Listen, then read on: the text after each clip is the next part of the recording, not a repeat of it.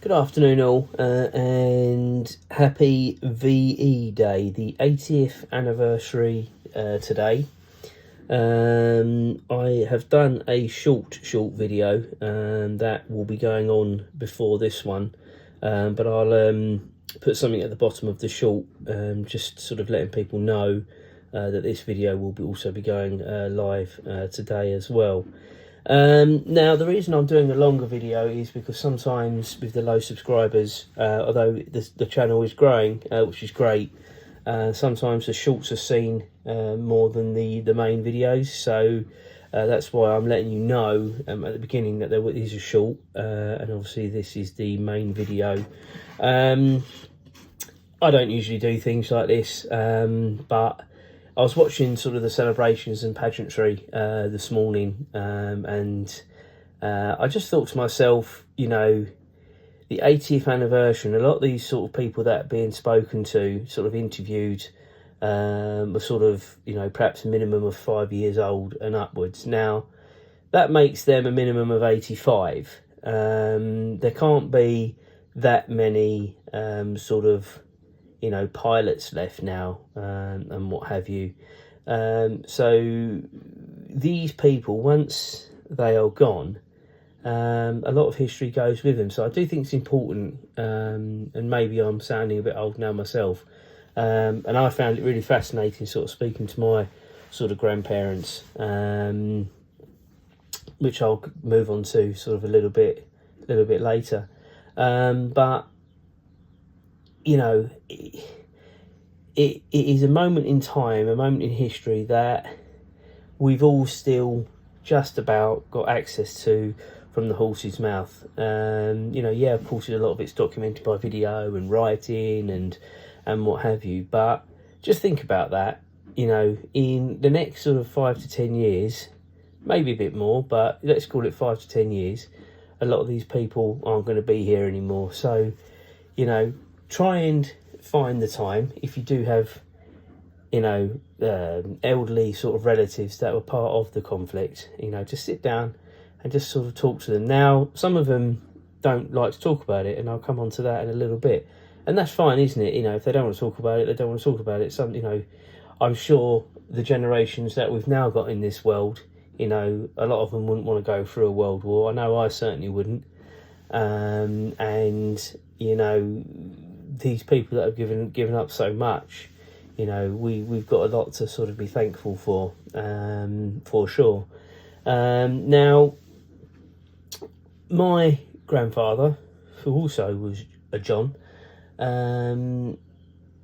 the story sort of goes that he was one of the paratroopers, sort of the parachutists,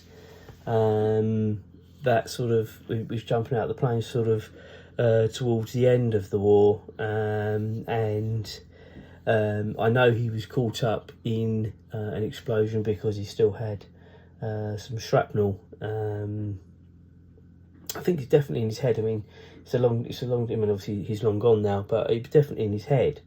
And some of the stories that he would sort of, you know, tell about those times, you know, were pretty, you know, pretty horrendous. And you know, he remembered them sort of, you know, vividly, and it was quite, you know, fascinating sort of listening and speaking, and he was sort of quite sort of open about it, whereas my two grandmas, you know, they were sort of, you know, older sort of children, and they were sort of the ones, sort of maybe teenagers, I guess. And they sort of were sort of during the sort of the, you know, the bombings, you know, the Blitz in London, stuff like that. You know, they were going on to the underground stations, you know, for the sort of mass sort of protection, as it were. But they never really wanted to, you know, sort of talk about it. You know, I remember one of my grandmas saying, "Well, I lived through it, but don't want to talk about it." And it's just like, that's fine, isn't it? You know, if you don't want to talk about those things, some things people don't want to talk about. You know, there are some things I don't want to talk about, you know, when I'm asked about them. But, you know, I do find it sort of very interesting, you know, different people's perspectives of it. I mean, Julia's grandfather, he was based, it was Saigon. I think that's oh my god, it's gone out of my head now where it is. Certainly sort of Suez Canal direction, because he sort of told a lot of stories sort of about the Suez Canal and what have you. And you know, he would often, you know, I would sit with him, you know, for, you know, long periods of time, because he was very, very open. You know, he would show his medals, sort of probably paperwork, you know, that now is okay to show people, but sort of back then, obviously, you know, perhaps it was sort of very confidential. I'm sure it was, but it's fascinating. It really is. And you know, if you're that way inclined, I mean, I did history at school as well. I was very lucky to go to Berlin on a history trip.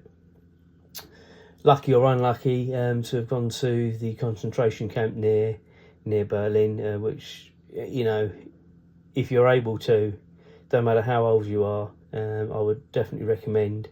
It's one of those life experiences that it's just a very, very powerful eye opener, and yeah, it's you know, it's comparable from my point of view, and I've done both, so I can speak from experience. When we went to the World Trade Center in New York, and the same sort of hush ambience, whatever you want to say, it sort of comes over the place.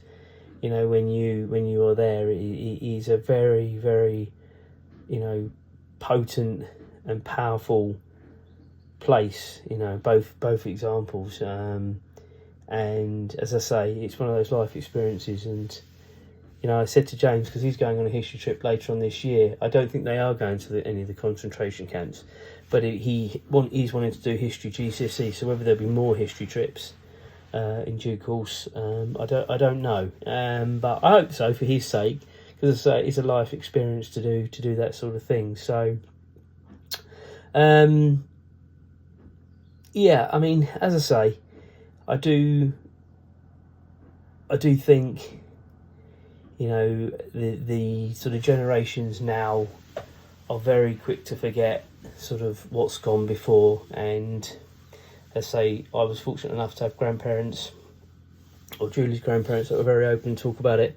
You know, I think as we all get older, obviously my grandparents, unfortunately, are all long gone. So, you know, those stories, you know, died with them. But I think they were fairly open about obviously what had gone on, and yeah, I found it very, very interesting, very, very fascinating, and you know, I'm always watching sort of war stuff. There was something that came out about the Blitz on Netflix just today, and I was sort of watching that this morning, and it's just fascinating.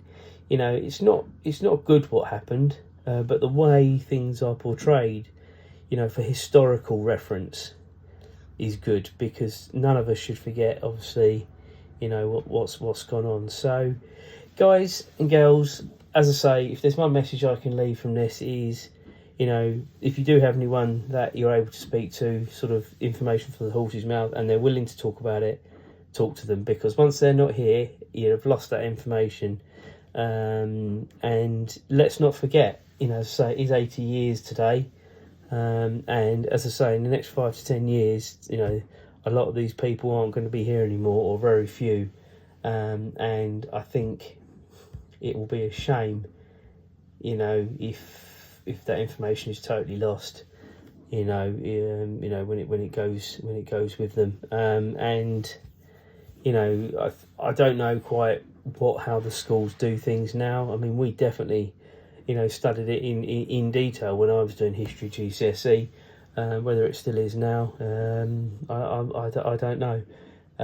But you know, it's one of those, isn't it, that never needs to get lost in time. It was a very, very powerful time. You know, it just shows what humans can do to humans, and you know, the atrocities that can be done.